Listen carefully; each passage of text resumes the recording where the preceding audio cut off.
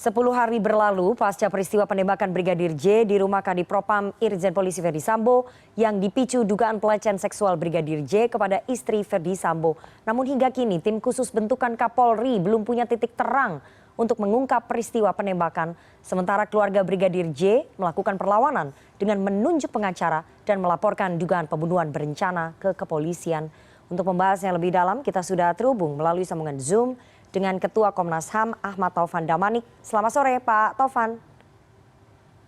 Selamat sore Mbak Rifana. Dan Koordinator Tim Kuasa Hukum Keluarga Brigadir J, Johnson Panjaitan. Selamat sore Bang Johnson. Selamat sore Rifana, saya bukan koordinator, ya, koordinator Pak Komarudin Simanjuntak. Oke, Kuasa Hukum Keluarga Brigadir J, Johnson Panjaitan, begitu ya Bang Johnson ya? Oke, saya mau ke Komnas HAM terlebih dahulu.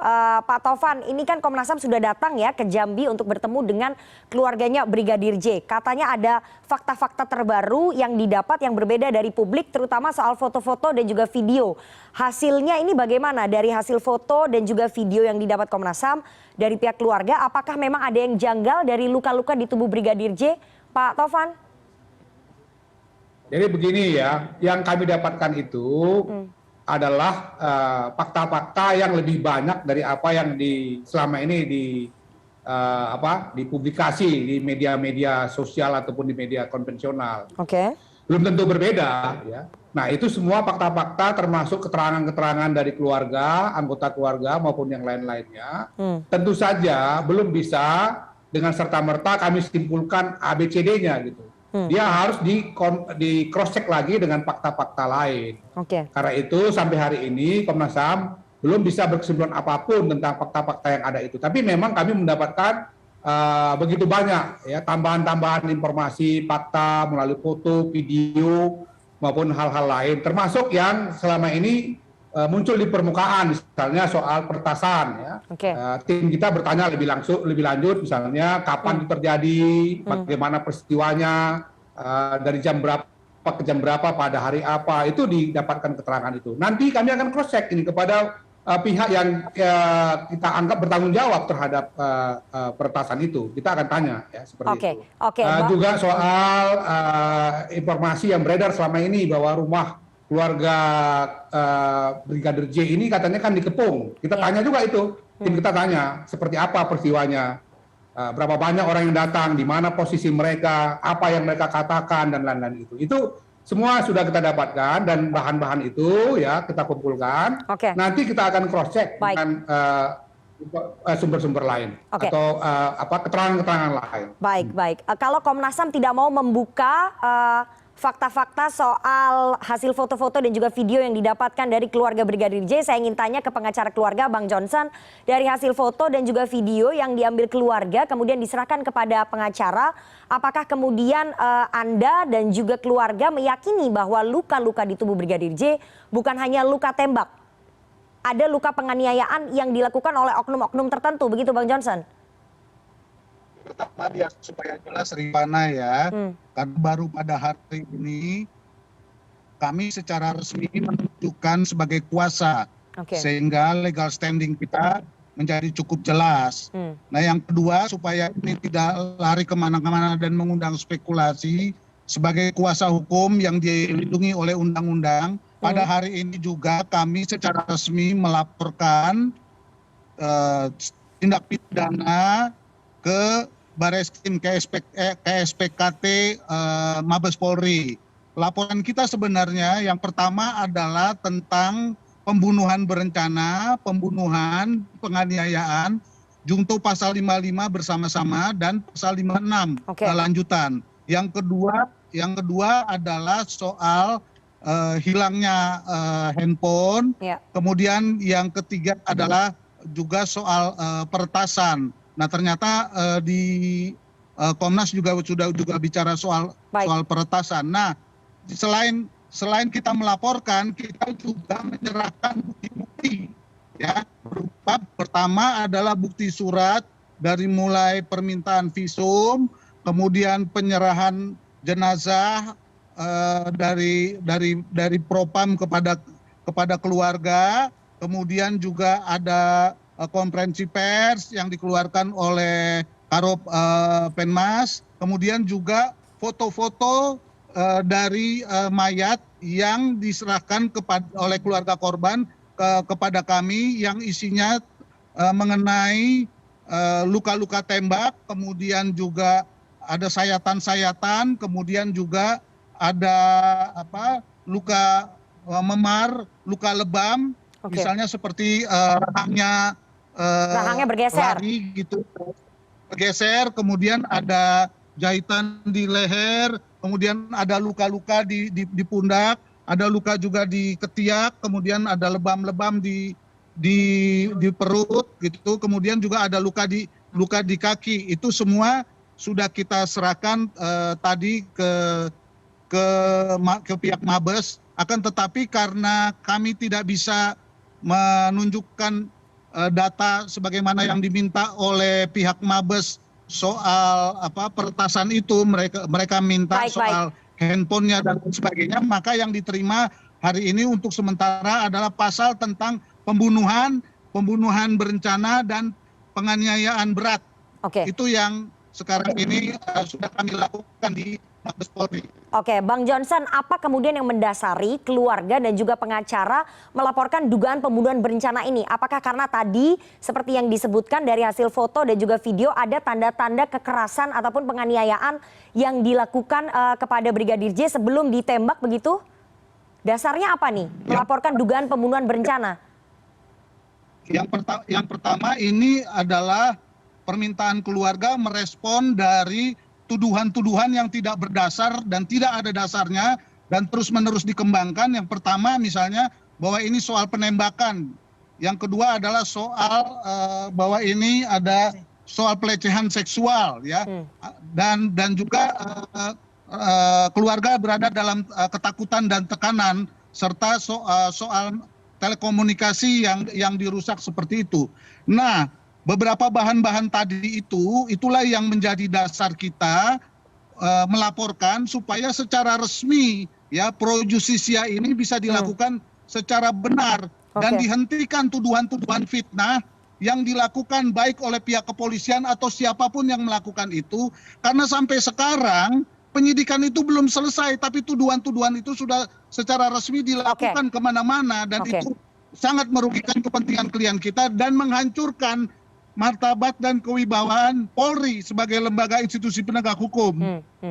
Oke, Pak Taufan, ini kalau misalnya tadi dari apa yang disampaikan oleh Bang Johnson ya, dari hasil foto-foto dan juga video itu memang ada luka-luka yang diduga luka penganiayaan, bukan hanya luka tembak itu yang menjadi dasar dari keluarga kemudian melaporkan ini sebagai dugaan pembunuhan berencana. Dari pihak Komnas HAM, apakah juga akan merekomendasikan untuk otopsi ulang karena kabarnya keluarga juga menginginkan ada otopsi ulang yang dilakukan oleh tim eksternal kepolisian, terutama disaksikan langsung oleh Komnas HAM. Pak Taufan? Ini begini Mbak Ripana ya, itu kan bahan-bahan tadi kan yang disampaikan oleh Bung Johnson itu, kita kan juga Komnas HAM terima itu semua ya. Sekarang kami akan bandingkan dengan hasil otopsi yang ada selama ini. Kita akan panggil saksi ahli untuk menilai. Kalau seandainya, kemudian pertimbangan teknis substansinya misalnya membutuhkan otopsi ulang, ya kenapa tidak? Kan itu. Yang penting kan sebetulnya untuk menjawab pertanyaan, apakah saudara Brigadir J ini ya meninggal akibat tembakan saja ataukah ada unsur-unsur penyiksaan? Itu harus dijawab dengan seterang-terangnya berdasarkan data yang valid ya dan hasil penilaian yang juga objektif. Dari siapa? Dari ahli gitu. Kalau kita menginginkan ada otopsi ulang ya maka itu kita akan rekomendasikan juga untuk otopsi ulang. Kurang lebih begitu. Tapi intinya kami sebagai Komnas HAM ingin mencari terang benderangnya masalah ini, termasuk tuduhan-tuduhan yang muncul tadi ya soal adanya percobaan kekerasan seksual dan lain, itu juga harus dicari titik terangnya. Benar nggak seperti itu? Saya sependapat bahwa sebaiknya sebelum penyidikan itu tuntas, memang alangkah baiknya untuk semua pihak menahan diri dulu gitu supaya tidak terjadi katakanlah ada pihak-pihak yang tidak semestinya dinyatakan sebagai satu pihak yang bersalah atau melakukan tindakan pidana tertentu, kemudian dia mendapat labeling dari masyarakat kita, kurang lebih begitu. Jadi mencari data seobjektif mungkin dengan uji validitas datanya semaksimal mungkin itu menjadi prasyarat yang paling pokok di dalam penyelesaian masalah ini. Oke, Komnas HAM mendukung kalau misalnya ada otopsi ulang. Bang Johnson, sampai hari ini di posisi sekarang keluarga apakah memang menginginkan otopsi ulang ini dilakukan dengan tim eksternal dari kepolisian dan disaksikan oleh Komnas HAM? Saya ingin konfirmasi itu. Yang pertama, saya kira saya merespon apa yang dikatakan oleh Ketua Komnas HAM, bukan cuma otopsi. Kan sampai sekarang belum begitu jelas bagaimana olah TKP, karena pemberitaannya sampai 5 kali ini olah TKP, ya kan. Baru setelah itu kita bicara otopsi, karena olah TKP itu penting, karena tuduhan-tuduhan ini sudah dimunculkan di publik oleh institusi Polri secara resmi dan oleh petugas-petugasnya gitu ya. Sementara Komnas kan langsung berangkat ke sana, dia belum mengkonfirmasi dan metodenya dibalik.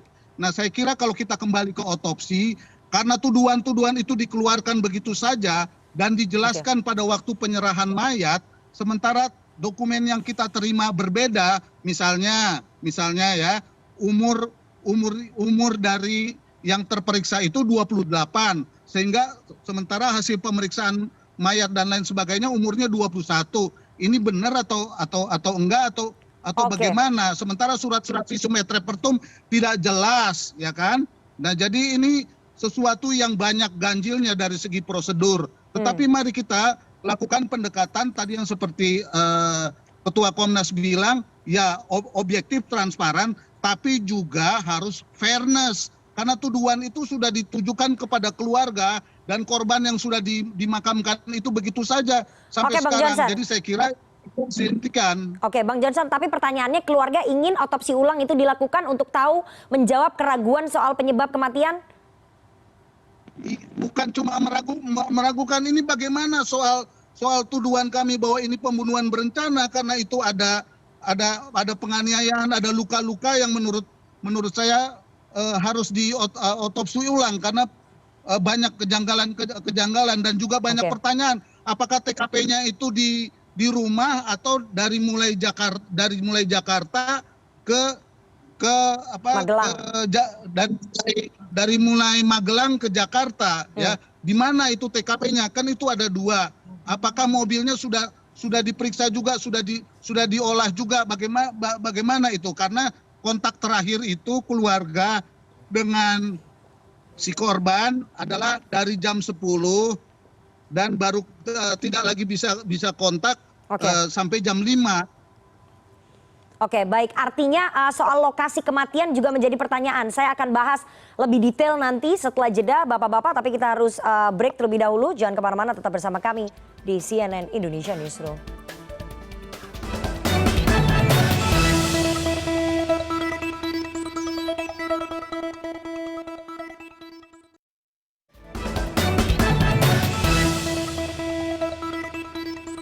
Anda masih bersama kami di CNN Indonesia Newsroom dan kita lanjutkan perbincangan kita dengan para narasumber. Ada Ahmad Taufan Damanik, Ketua Komnas HAM, dan juga Johnson Panjaitan, tim kuasa hukum keluarga Brigadir J.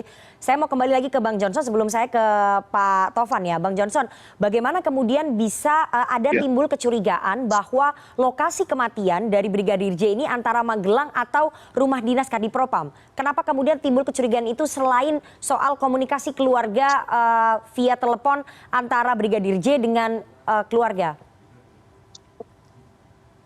Pertama, di visum et repertum itu ditulis di situ kematian itu pukul 17.00. Ada itu buktinya di dokumen. Ya. Sementara dari Magelang ke Jakarta itu butuh 7 sampai 8 jam ya. Nah, sementara telepon terakhir itu pukul 10. Nah, ya. Nah, jadi bagaimana ini, di mana peristiwanya? Kalau mayat ditemukannya itu di rumah, ya pukul 15, ya sebagaimana penjelasan waktu penyerahan mayat oleh Simatupang, ya, oleh Kombes Simatupang itu, Nah, sekarang itu bagaimana? Apakah mobil juga sudah diperiksa apa segala macam? Maka olah TKP yang pertama itu menjadi penting, ya, karena selama ini komunikasi antara si korban dengan keluarga, bapak, ibu dan adik-adiknya lancar sekali dan baru hilang setelah jam 10. Karena begini Rifana supaya jelas ya. Dia ini kan mengantarkan Kadipropam dan istrinya untuk kembali ke Jakarta dari Magelang.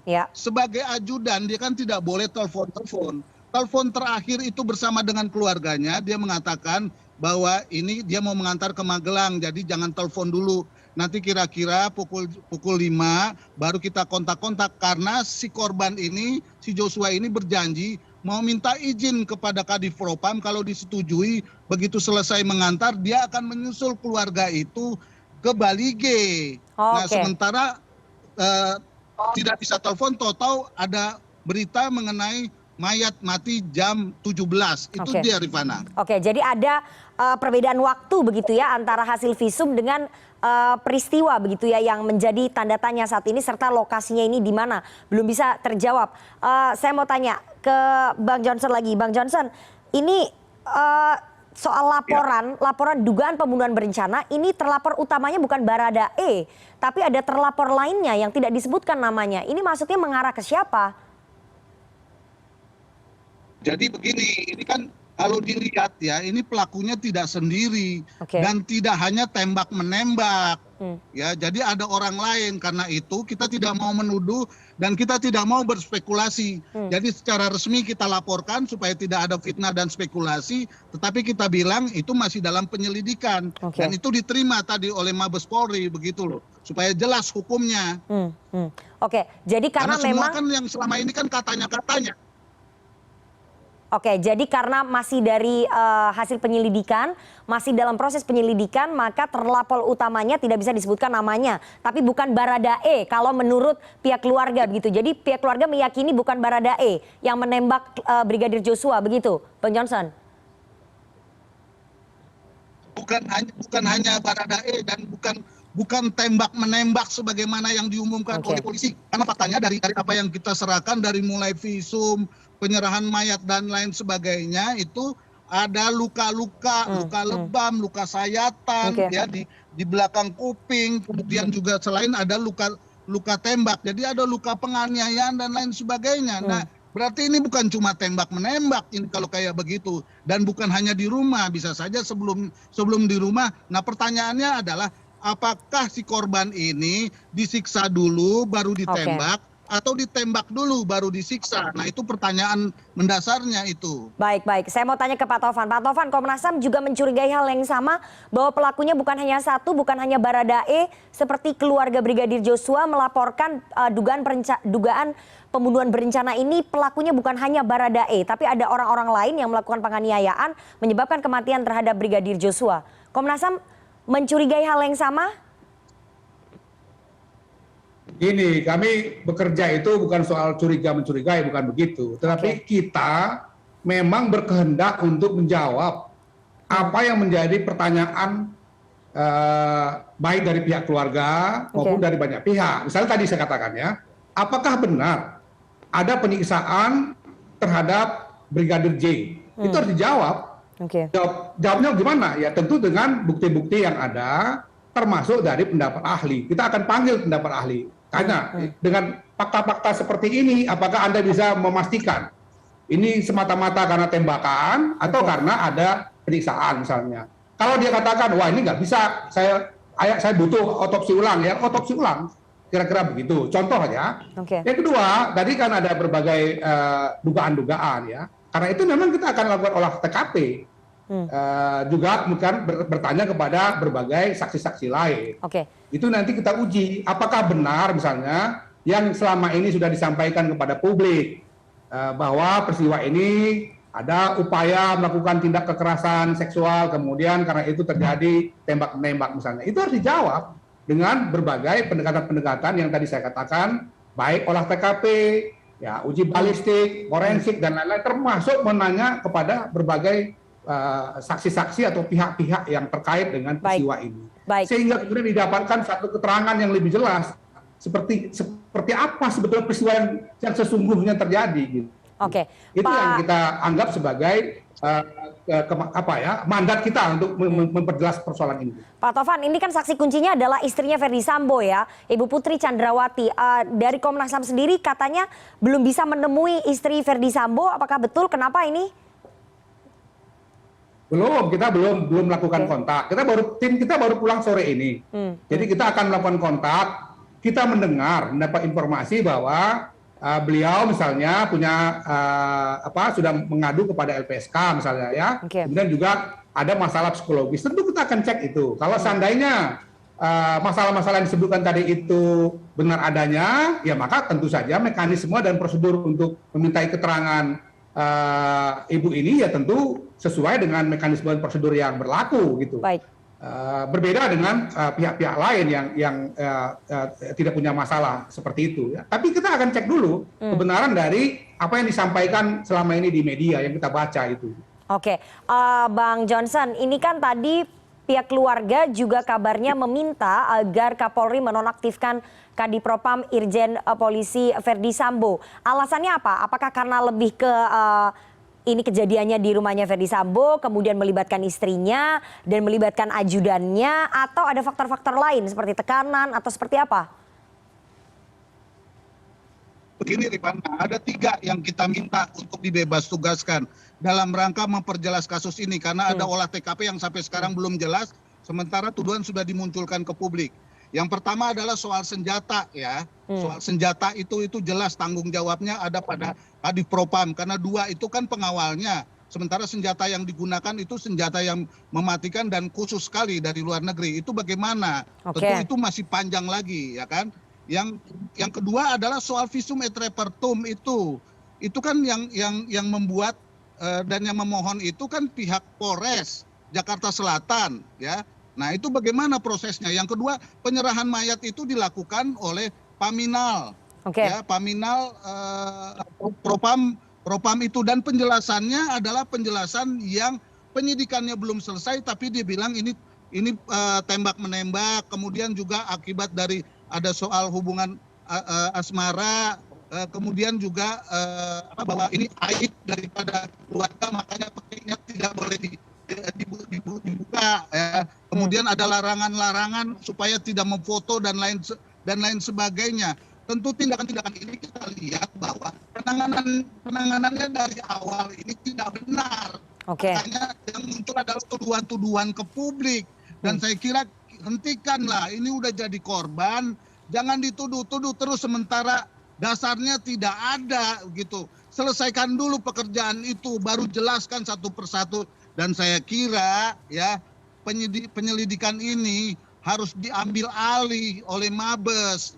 Jangan lagi dalam rangka menutup-nutupi cuma memperdalam padahal terjadi kesalahan yang dilakukan dalam penanganan TKP. Jadi intinya harus dinonaktifkan Bapak Verdi Sambo sebagai Kadipropam. Ya untuk menetralisir itu karena juga misalnya harus diserahkan mobilnya itu bagaimana sudah diperiksa atau belum karena itu kan yang digunakan. Kan sampai ke rumah, apakah sampai ke rumah atau tidak? Ini kan soal olah TKP, Rifana. Saya ingin tanya ya, Bang Johnson. Dilakukan secara benar. Bang Johnson, saya ingin konfirmasi. Saya dapat informasi bahwa pada saat perjalanan dari Magelang ke Jakarta, Joshua ini berbeda mobil dengan istri Verdi Sambo. Istri Verdi Sambo disupiri ataupun disupiri oleh supirnya Verdi Sambo yang lain. Kemudian Joshua membawa mobil yang lain. Jadi berpisah mobil. Itu betul apa tidak? Nah itu yang sampai sekarang kita belum ada kejelasan. Tapi yang jelas orang tuanya klien kami menjelaskan walau pada saat teleponan dengan keluarganya untuk menghentikan karena dia mau mengantarkan bapak sama ibu itu istilahnya makanya jangan hubungi dulu karena itu kan kode etik dan prosedur dari seorang pengawal untuk mengawal atasannya begitu. Jadi masih ada missing link begitu ya yang harus dijawab. Sekali lagi kita tunggu kabarnya sebentar lagi Kapolri Jenderal Polisi Listio Sigit Prabowo akan menggelar konferensi pers. Kita akan dengar nanti bersama apa yang akan disampaikan. Apakah menjawab tadi keraguan publik karena ini sudah berlangsung 10 hari. Menurut Bang Johnson ini udah terlalu lama atau tidak? Ya, sudah terlampau lama dan janggal dari segi standar mengolah TKP dan otopsi yang dikeluarkan. Saya kira belum lagi yang dipersoalkan macam-macam itu secara teknis ya, apalagi soal senjata. Fatal menurut saya ini. Oke, baik, kita tunggu nanti bagaimana penyelidikan kasus penembakan dari Brigadir Joshua di rumah Kadipropam Irjen Polisi Verdi Sambo. Kita tunggu juga bagaimana penjelasan dari tim khusus dan juga penjelasan dari Kapolri Jenderal Polisi Listio Sigit Prabowo apa yang akan disampaikan. Terima kasih sekali dua orang narasumber yang sudah bergabung pada sore hari ini. Ada Ketua Komnas HAM Ahmad Taufan Damanik dan juga kuasa hukum dari keluarga Brigadir J, Johnson Panjaitan. Sehat selalu Pak Taufan dan juga Bang Johnson. Ya, sama-sama. Terima kasih. Sore Rifana.